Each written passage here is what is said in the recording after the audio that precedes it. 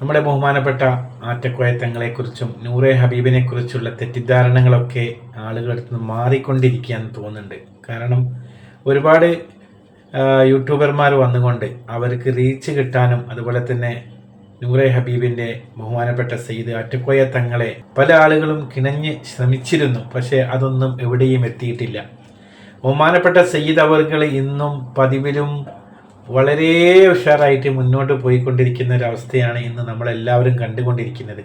ഒരു ദിവസം ലൈവായിട്ട് 20,000 ആളുകൾ ഒരേ സമയം കാണുന്ന ഒരു ലൈവ് ഉണ്ടെങ്കിൽ അത് നൂറെ ഹബീബ് മാത്രമേ ഉള്ളൂ. ഇന്ന് ഞാനടക്കമുള്ള ഒരുപാട് ആളുകൾ ഇതിൽ വന്നത് എന്തുകൊണ്ടാണെന്ന് വെച്ച് കഴിഞ്ഞാൽ ഇവിടെ നിന്ന് കഴിഞ്ഞാൽ എന്തെങ്കിലും നമുക്കും കിട്ടാൻ കഴിയും എന്ന് തോന്നിയിട്ടാണ്. ഞാനെപ്പോലുള്ള പാവങ്ങളും അതുപോലെ തന്നെ ഒരുപാട് സ്വത്തും മുതലും ഒക്കെ എല്ലാ ആളുകൾ ഇതിൻ്റെ അകത്തുണ്ട്. 20,000 ആളുകൾ 2 നേരം. ഞാൻ ഇപ്പം ഇന്ന് പോയ ഒരു ലൈവിൽ ഞാൻ ഇപ്പം നോക്കുന്ന സമയത്ത് 8 മണിക്കൂർ മുന്നേ വൈകുന്നേരം, ഇപ്പം ബഹ്റൈനിൽ 1:30 മണിയായി. ഏകദേശം ഇന്ന് വൈകുന്നേരം പോയ ഒരു ലൈവിൽ നോക്കുമ്പോൾ ഞാൻ 48,000 വ്യൂവേഴ്സ് കണ്ടിട്ടുണ്ട്. വേറെ ഏതാണ് ഒരു ലൈവ് ഇത്രയും സമയം കൊണ്ട് ഇത്രയും ആളുകൾ കണ്ടതും അതിന് കമൻ്റ് അടിച്ചതും? അതിൽ വരുന്ന കമൻറ്റുകളാണ് നമ്മൾ നോക്കേണ്ടത്. ഓരോരുത്തരുടെ വിഷമങ്ങൾ, ബുദ്ധിമുട്ടുകൾ. ഇന്ന് 2 സ്ത്രീകൾ പറഞ്ഞ 1-2 കാര്യങ്ങളുണ്ട്, നമുക്കൊന്ന് കേട്ട് നോക്കാം.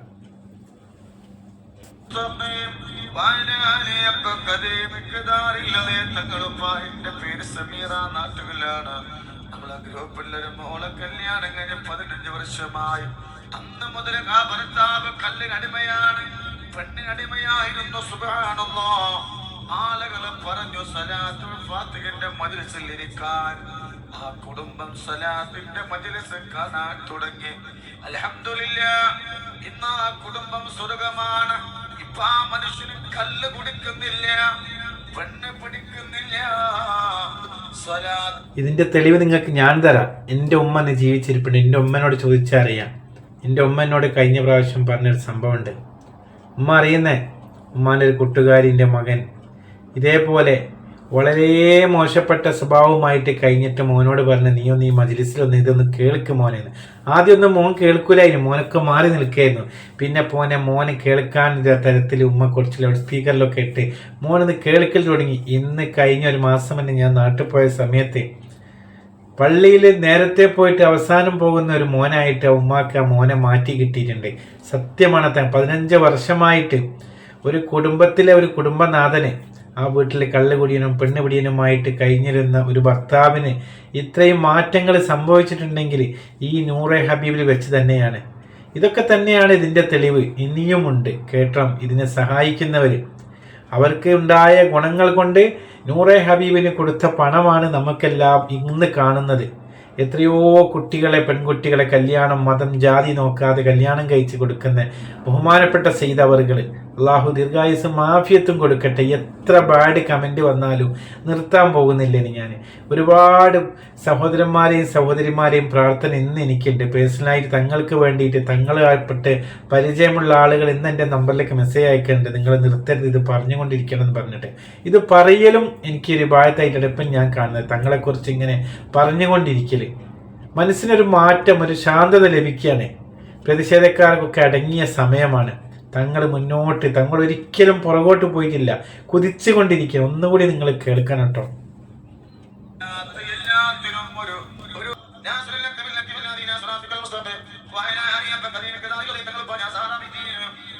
ഗ്രൂപ്പിലൊരു സഹോദര മകന് മയക്കുമരുന്നിന് അടിമയായിരുന്നു.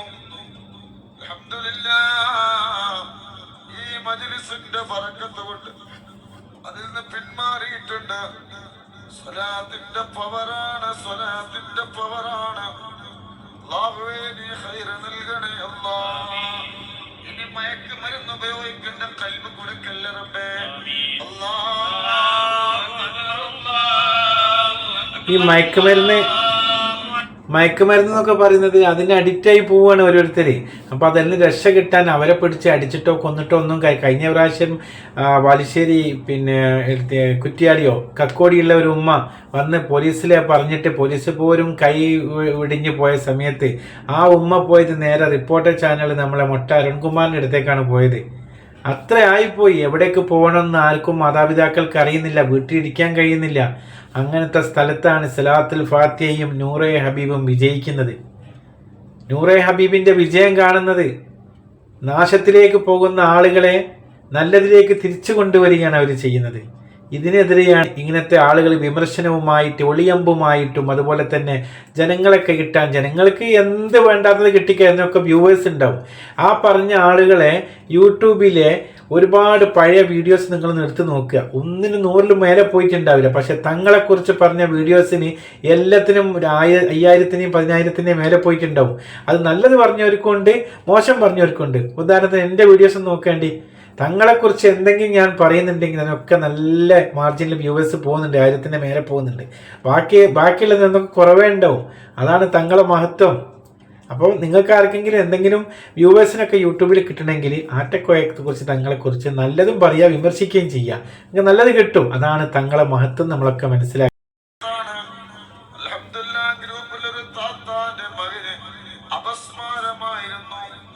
കൊടക്കാട് വന്നിരുന്നു, 11 മദ്രസയിൽ നിയ്യത്ത് വെച്ചു. അൽഹംദുലില്ലാഹ് അസുഖം മാറിയിട്ടുണ്ട്, അപസ്മാരം മാറിയിട്ടുണ്ട്. സ്വലാത്തിന്റെ പവറാണ്. അല്ലാഹുവേ നീ സ്വീകരിക്കണേ അല്ലാഹ്. ഇതൊക്കെ എന്താണ്? ഓരോരുത്തരുടെയും വിഷമങ്ങളും അസുഖങ്ങളും വന്ന് പറയാൻ അവർ കാണുന്ന ഒരു മജ്ലിസാണ് നൂറെ ഹബീബും ആറ്റക്കോയ തങ്ങൾ എന്ന് പറയുന്ന ആ മഹാമനുഷ്യനും. അതിനെ മനസ്സിലാക്കിയവർക്ക് അറിയാം അവിടുത്തെ മഹത്വം എന്താണെന്നുള്ളത്. അവരങ്ങോട്ട് പോയിക്കൊണ്ടിരിക്കുന്നുണ്ട്. അവരെ പിന്തിരിപ്പിക്കാൻ ഒരു ശക്തിക്കും കഴിയില്ല എന്നുള്ളത് കഴിഞ്ഞ ദിവസങ്ങളിൽ ഈ പരിശുദ്ധമായ റമദാനിലൊക്കെ നമ്മൾ കണ്ട് തങ്ങളെക്കുറിച്ചും തങ്ങളെ കുടുംബത്തിനെ കുറിച്ചൊക്കെ പറഞ്ഞത്. വളരെ വളരെ ഒരു മുസൽമാനായ മനുഷ്യന് പരിശുദ്ധമായ റമദാൻ മാസം ആ സയ്യിദിനെക്കുറിച്ചും സയ്യിദിൻ്റെ മക്കളെക്കുറിച്ചും ഉപ്പാനെക്കുറിച്ചും കുടുംബത്തിനെക്കുറിച്ചൊക്കെ ഇത്രയും മോശമായി മ്ലേച്ഛമായി സംസാരിച്ച നാവുണ്ടല്ലോ, പുഴുത്തു പോവുകയുള്ളൂ. അതേത് തങ്ങൾ കുടുംബത്തിലുള്ള ആളാണെങ്കിലും അവരെ നാവൊക്കെ പുഴുത്തു പോവും. അത്രക്കും പാവപ്പെട്ട ആളുകളെ പ്രാർത്ഥനയുണ്ട്, ഈ തങ്ങളെ സ്നേഹിക്കുന്ന മുഹിബ്ബീങ്ങളുടെ പ്രാർത്ഥനയുണ്ട് എന്നുള്ളത് ഇവർ മനസ്സിലാക്കും. തങ്ങൾക്ക് സുഖമല്ല, എന്നാൽ സുഖമല്ലാതായിട്ടും തങ്ങളെ ഇതൊന്ന് വേറെ കേട്ടു.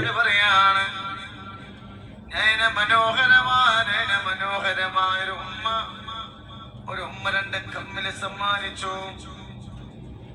അതിമനോഹരമായ നയനമനോഹരമായ ഒരു കമ്മില് മക്കൾക്ക് ഉള്ളതാണ്. ചോദിച്ചപ്പോ പറയാണ് 14 വർഷമായി മകന്റെ കല്യാണം കഴിഞ്ഞിട്ട് മക്കളുണ്ടായിരുന്നില്ല മരുമകൾക്ക്.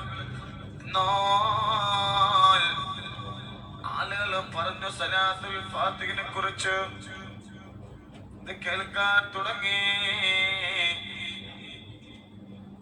എന്നാൽ 14 വർഷത്തിന് ശേഷം സലാത്തുൽ ഫാത്തിഹിന്റെ ബറക്കത്ത് കൊണ്ട് എന്റെ മരുമോള് ഗർഭിണിയായി. അമ്മ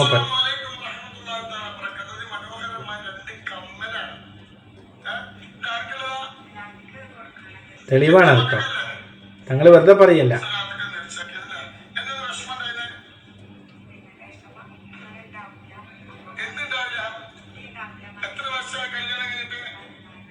കേൾക്കണം, 14 വർഷമായിട്ട് കുട്ടികളുണ്ടാവില്ല എന്ന് പറഞ്ഞിട്ട് ഈ സലാത്തുൽ മജ്ലിസിൽ ഇരുന്നും കൊണ്ട് സലാത്തുൽ ഫാത്തിഹ പതിവായിട്ട് ഓതിയ ഒരു സഹോദരിക്ക് 14 വർഷത്തിന് ശേഷം ഒരു ഗർഭം ധരിച്ചിരിക്കുകയാണ്. നോക്കണം, അപ്പോൾ അതിന് കമ്മലല്ല എന്തും കൊടുത്തു പോവും. എനിക്കിപ്പോൾ 50 വയസ്സിൻ്റെ അടുത്തായിരുന്ന സമയത്ത് എനിക്കിപ്പോൾ ഒരു കുഞ്ഞുണ്ടായി, 8 മാസമായി. കൊടുവള്ളിയിലെ MPC ഹോസ്പിറ്റലിൽ അതിമനോഹരമായിട്ട് എൻ്റെ ഭാര്യ പ്രസവിച്ച സമയത്ത് അവിടുത്തെ ഒരു ഡോക്ടർക്കും നേഴ്സുമാർക്കും എന്താണ് കൊടുക്കേണ്ടത് ഇന്നും എനിക്ക് ഓർമ്മയില്ല. ഇന്നും ഞാൻ അവിടുത്തെ ഒരു നേഴ്സിനെ വിളിച്ചിട്ട് ഞാൻ പറഞ്ഞു, നിങ്ങൾക്ക് എന്താ വേണ്ടതെന്ന് പറയണം കേട്ടോ എന്ന്. നമ്മൾ എന്തും കൊടുത്തു പോകും. കാരണം നമുക്ക് ഒരു സന്തോഷം തരുന്നത് ആരാണെങ്കിൽ നമ്മളൊരു പിസ്കുള്ള മനസ്സല്ലെങ്കിൽ കേട്ടോ, എല്ലാവരും ഒന്നും കൊടുക്കൂല.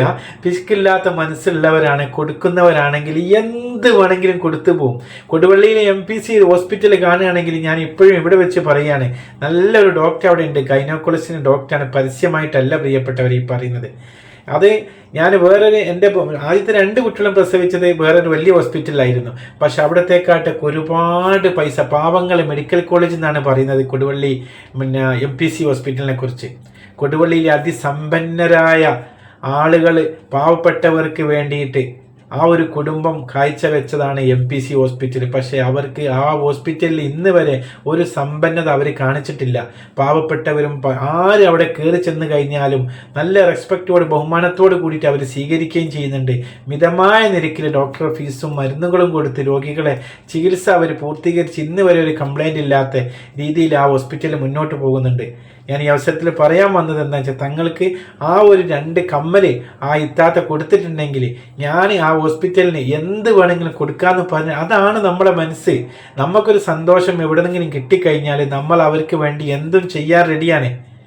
അതുകൊണ്ട് പ്രിയപ്പെട്ട ആറ്റക്കോയ തങ്ങളെ ചീത്ത പറയുന്ന വിമർശിക്കുന്നവരോട് ഒരിക്കൽ കൂടി പറയുന്നു, നിങ്ങൾ പറഞ്ഞോളി. നിങ്ങൾ ആ പറഞ്ഞത് കൊണ്ടാണ് ഞാനടക്കമുള്ള ആളുകൾ ഇന്ന് യൂട്യൂബിൽ വന്നിട്ട് ഇങ്ങനെ പ്രസംഗിക്കേണ്ടി വരുന്നത്. ഒരുപാട് തിരക്കുള്ള ജീവിതത്തിൽ 2 മണിയായി. ഈ സമയത്തൊക്കെ ഇങ്ങനെ ഇതിൻ്റെ മുമ്പിൽ വന്ന് സംസാരിക്കണമെങ്കിൽ നിങ്ങൾക്കല്ല തങ്ങൾക്ക് വേണ്ടി സംസാരിക്കാൻ എനിക്ക് നാവ് റബ്ബ് തന്നിട്ടുണ്ടെങ്കിൽ അത് ഇനിയും തുടരും ഞാൻ. അതുണ്ടാക്കി തന്നത് ഈ വിമർശകരാണ്. ആദ്യം തങ്ങൾക്ക് ചോറും കറിയും പപ്പടവും ഒക്കെ കൊടുത്ത തങ്ങന്മാരാണ്. ആ തങ്ങന്മാർ മനസ്സിലാക്കുക നിങ്ങൾ ആരാണെന്നുള്ളതും പിന്നെ നിങ്ങൾ ആരാന്നുള്ളതും ആറ്റക്കോയ തങ്ങൾ ആരാണെന്നുള്ളതും ഇപ്പം ജനങ്ങൾക്കും ഞങ്ങൾക്കെല്ലാം മനസ്സിലായിട്ടുണ്ട്. നിങ്ങളത് പറയുമ്പോൾ ഒരുപാട് വേർത്തിട്ട് ഇറക്കിയെടുത്തില്ല ഇങ്ങനെ വേർപ്പോട് കൂടിയിട്ട് ഒപ്പുന്നത് കണ്ടിരുന്നു. പക്ഷെ ഇന്ന് പോലെ ആറ്റക്കോയ തങ്ങൾ ഇതേപോലെ ഒരു വേർപ്പോട് ഒപ്പുന്നത് ഞങ്ങളാരും കണ്ടിട്ടില്ല. പിന്നെ നിങ്ങൾ പറഞ്ഞത് എന്തായിരുന്നു, വിക്സ് പരട്ടുന്നുണ്ടെന്ന്, മുളക് പൊടി പറ്റുന്നുണ്ടെന്ന് പറഞ്ഞാൽ മതി. അതിന് ഒരുപാട് കാര്യം വേറെ കണ്ട് കരിയാനാണെങ്കിൽ ഗ്ലസറിനൊക്കെ പറ്റിയാൽ മതി. തങ്ങളിപ്പാപ്പ കരിയാൻ നന്നും വേണ്ട. അള്ളാഹിൻ്റെ അടുത്തൊക്കെ തെക്കുവയായിട്ട് നല്ലോണം പോകുന്ന ഏതൊരു മുഅ്മിനും അവന് കരച്ചിൽ സ്വന്തമായിട്ട് കണ്ണീര് വരും. അത് ഹൃദയമുള്ള ആൾക്ക് വരും. നിങ്ങൾക്ക് വരുന്നില്ലെങ്കിൽ തങ്ങളിപ്പാപ്പക്ക് അത് വരുന്നത് എന്താ? പാവങ്ങൾ ഒരു കമൻറ്റ് ബോക്സിൽ വരുന്ന ഒരു കമൻറ്റ് പോലും ആറ്റക്കോയ തങ്ങൾ ഒഴിവാക്കുന്നില്ല. അത് മുഴുവനും അദ്ദേഹം വായിച്ചിട്ട് അതിന് ദുആ ചെയ്യുന്നുണ്ട്, ഓരോരുത്തരുടെ വിഷമങ്ങൾ മനസ്സിലാക്കുന്നുണ്ട്. ഇന്ന് പോലും ആ തങ്ങൾ സുഖമില്ലാതെ കിടക്കുകയായിരുന്നു. അവിടുന്ന് എഴുന്നേറ്റ് 2 ലൈവിലും അദ്ദേഹം വന്നിരുന്നു. ഇതൊക്കെ ജനങ്ങളോട് കാണിക്കുന്ന ഒരു സേവനമാണ്. തങ്ങളെ കൂടെ എന്നും ഞങ്ങളെല്ലാവരും ഉണ്ടാകും ഒറ്റക്കെട്ടായിട്ട്. അസ്സലാമു അലൈക്കും.